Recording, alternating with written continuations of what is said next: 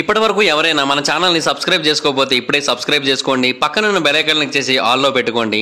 నేను పెట్టే latest videos అన్ని మిస్ అవ్వకుండా చూడొచ్చు.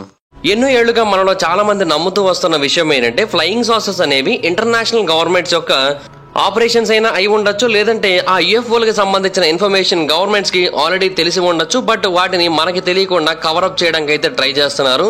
ఇన్ఫాక్ట్ యూఎఫ్ఓలకి సంబంధించి ఎంతో ఎవిడెన్స్ ఉన్నప్పటికీ కూడా వాటి గురించి బయట ప్రపంచానికి తెలియజేయట్లేదు. ఈవెన్ ఏలియన్ బేస్ల గురించి కూడా గవర్నమెంట్ దగ్గర ఇన్ఫర్మేషన్ ఉందని చాలా మంది నమ్ముతూ ఉంటారు. అయితే ఇలాగే గవర్నమెంట్ మన దగ్గర మరొక విషయానికి సంబంధించిన ఇన్ఫర్మేషన్ కూడా దాస్తుందని చాలా మంది నమ్ముతూ ఉంటారు. అదే మెన్ ఇన్ బ్లాక్ కి సంబంధించిన ఇన్ఫర్మేషన్. అసలు ఎవరి మిస్టీరియస్ పీపుల్, నిజంగానే వాళ్ళు అసలు ఎగ్జిస్టెన్స్ లో ఉన్నారా లేదా, ఉన్నట్టయితే వాళ్ళు అసలు ఏం చేస్తూ ఉంటారు. ఈ రోజు ఈ వీడియోలో రియల్ మెన్ ఇన్ బ్లాక్ గురించిన పూర్తి ఇన్ఫర్మేషన్ తెలుసుకునే ప్రయత్నం చేద్దాం. సో ఇంకెందుకు late, let's get into the video. ఆకాశంలో వింత వింత లైట్లు కనబడడం అనే ఒక సిచ్యువేషన్ పురాతన కాలం నుంచి కొనసాగుతూ వస్తోంది. బట్ యూఎఫ్ఓలకు సంబంధించిన మోడర్న్ ఐడియా మాత్రం 1940s లోనే మొట్టమొదటిసారిగా స్టార్ట్ అయింది. అప్పట్లో రెండవ ప్రపంచ యుద్ధం జరుగుతున్న టైంలో రెండు వైపులకు చెందిన పైలట్లు కూడా ఆకాశంలో కొన్ని అంతు చిక్కని లైట్స్ కనుగొనడం మొదలు పెట్టారు. వాళ్ళు వాటికి ఫూ ఫైటర్స్ అన్న పేరు పెట్టారు. వీటిని మొట్టమొదటిసారిగా 1947లో కనుగొనడం మొదలు పెట్టారు. అదే సంవత్సరం జూన్ నెలలో సివిలియన్ పైలట్ అయిన కెర్నెత్ ఆర్నాల్డ్ అనే ఒక person 9 unidentified objects mount trainer దగ్గర వెళ్తూ ఉండడాన్ని గమనించారని చెప్పాడు. ఇది వాషింగ్టన్ స్టేట్ లో ఉంది. అవి గంటకి సుమారుగా 1000 మైళ్ల వేగంతో ప్రయాణిస్తున్నాయని చెప్పాడు. భూమి మీద ఉన్న ఏ ఎయిర్ క్రాఫ్ట్ కూడా గంటకు 1000 మైళ్ల వేగంతో ప్రయాణించలేదు.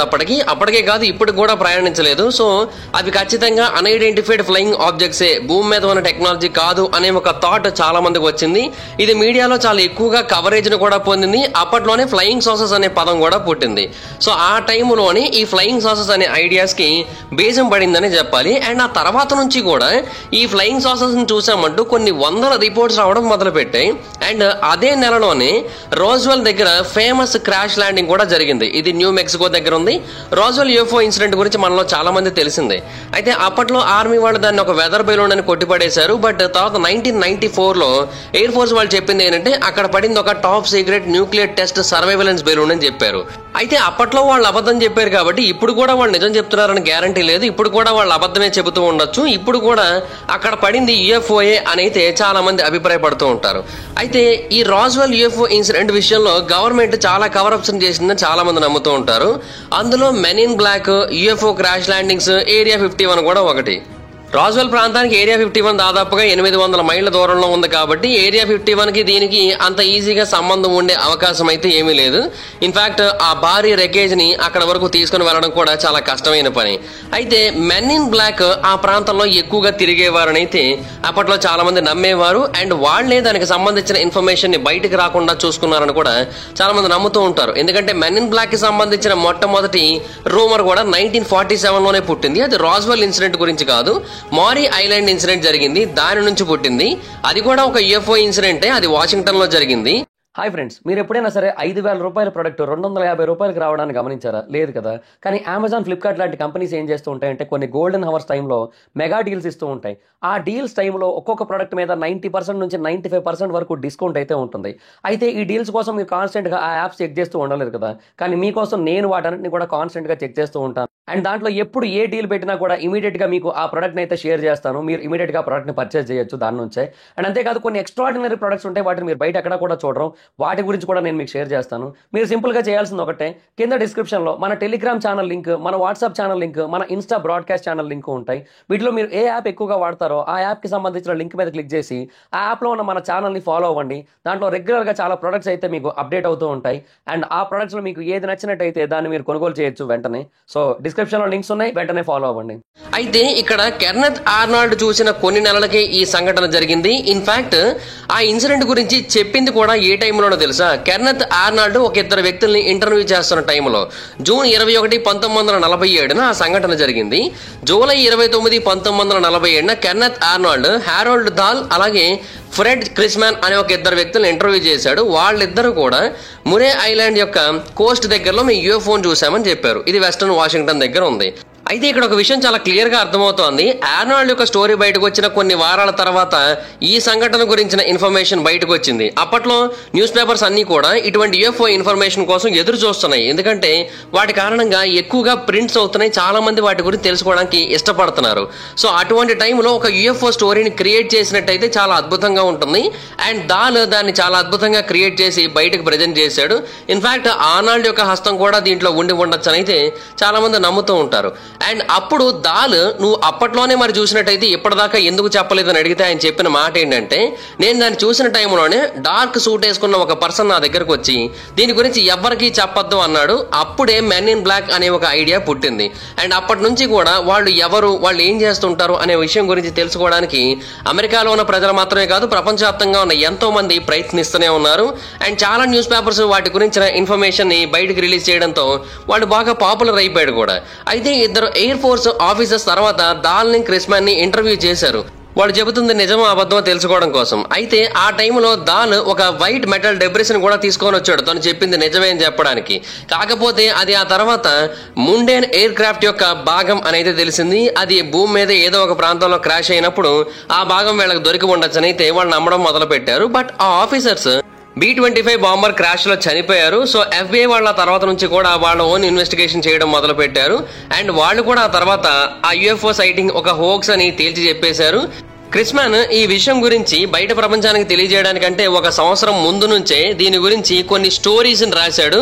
ఇన్ఫాక్ట్ అతను ఒకసారి రాసిన కథ ఏంటంటే, బర్మాలో అతను కొన్ని ఈవిల్ క్రీచర్స్ తో అండర్ గ్రౌండ్ లో పోరాడానని రాశాడు. సో ఇలాంటివన్నీ కూడా వాళ్ళు సృష్టించిన కథలేని క్లియర్ గా అర్థమవుతోంది. కాకపోతే వాళ్ళ గురించి ఎవరు పెద్దగా పట్టించుకోలేదు. వాళ్ళ పేర్లు యూఎఫ్ఓ మిథాలజీలో కంప్లీట్ గా మర్చిపోయి పూర్తిగా కొట్టుకుపోయాయనే చెప్పాలి. అయితే ఆ స్టోరీ అక్కడతో ఆగిపోలేదు. ఈ సంఘటన జరిగిన 9 ఏళ్ల తర్వాత 1956 లో అమెరికన్ ఆథర్ అయిన గ్రే బార్కర్ అనే పర్సన్ ఒక పుస్తకాన్ని రిలీజ్ చేశాడు. ఆ పుస్తకం పేరు they knew too much about flying saucers. అందులో బ్లాక్ సూట్స్ ధరించిన వ్యక్తులు యూఎఫ్ఓ ఇన్వెస్టిగేటర్స్ ఎలా సైలెన్స్ చేస్తున్నారనే విషయాన్ని అయితే అతను తెలియజేశాడు. బార్కర్ కూడా ఒకప్పుడు యూఎఫ్ఓ క్లబ్స్ లో ఒక మెంబరే. అతను కూడా అమెచ్యూర్ యూఎఫ్ఓలజిస్టే, కాకపోతే ప్రైవేట్ గా ఇన్వెస్టిగేట్ చేస్తూ ఉండేవాడు. అయితే అతను యూఎఫ్ఓస్ అనేవి నిజంగా ఉన్నాయని నమ్ముతూ ఉంటాడు. ఇన్ఫాక్ట్ కొన్ని సార్లు చాలా సీరియస్ గా అందరినీ ప్రాంక్ చేస్తూ ఉంటాడు కూడా.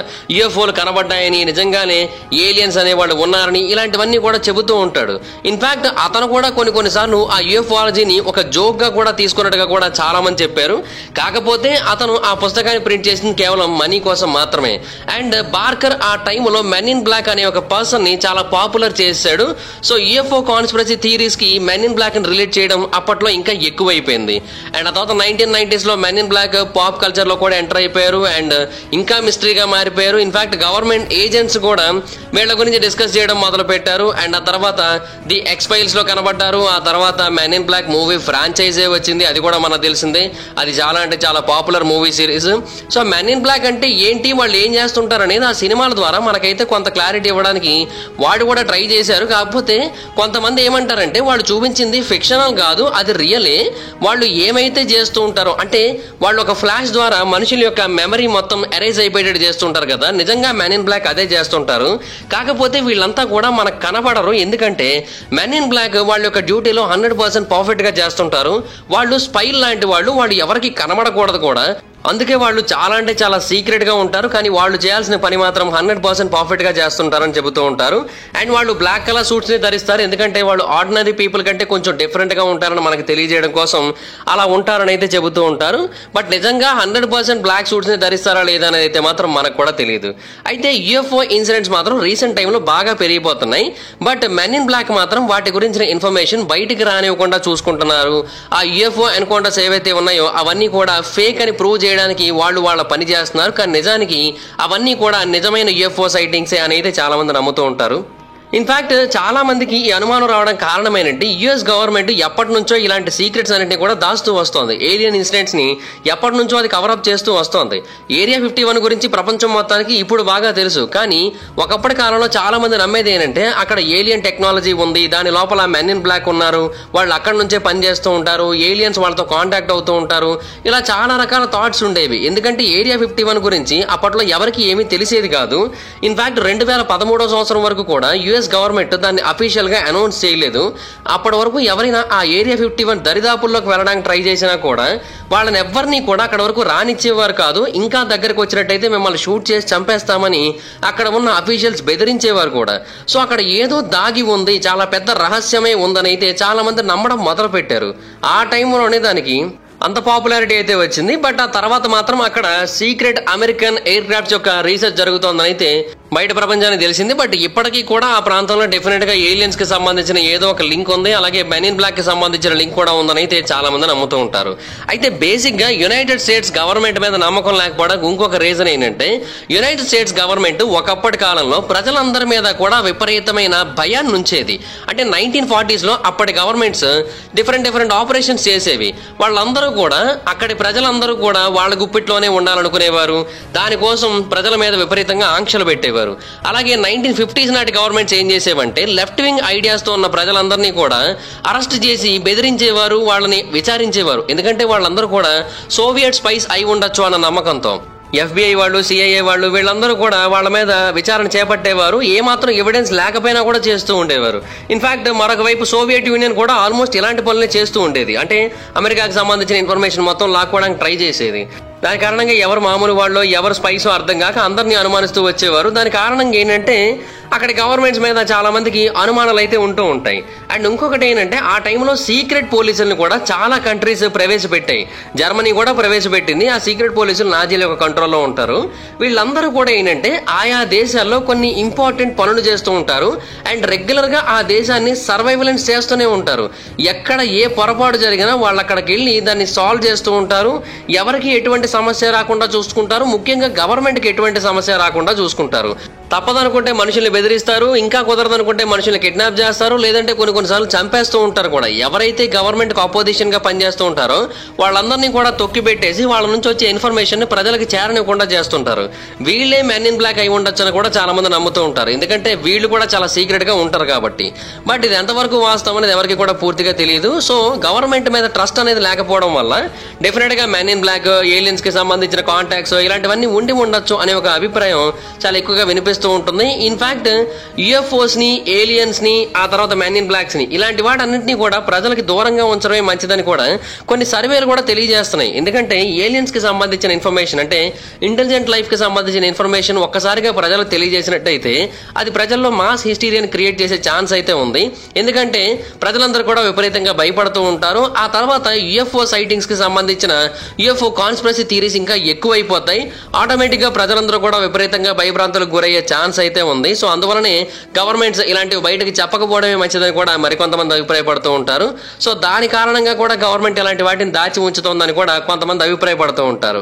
బట్ ఏది ఏమైనప్పటికీ కూడా జెన్యూన్ యుఎఫ్ఓ సైటింగ్స్ అనేవి చాలా సార్లు ఈ భూమి మీద రికార్డ్ అయ్యాయి. ఇన్ఫాక్ట్ వాటి గురించి పెంటగాన్ రీసెంట్ గా అఫీషియల్ గా అనౌన్స్ చేసింది కూడా. అండ్ ప్రాజెక్ట్ బ్లూ బుక్ అనే ఒక పెద్ద పుస్తకమే ఉంది. దాంట్లో ఎన్నో సైటింగ్స్ ఉన్నాయి. వాటిలో అన్నిటికీ ఇప్పటివరకు సమాధానం కూడా దొరకలేదు. సో డెఫినెట్ గా వాటిలో కొన్ని ఏలియన్ సైటింగ్స్ కూడా అయి ఉండే అవకాశాలు అయితే ఉన్నాయి.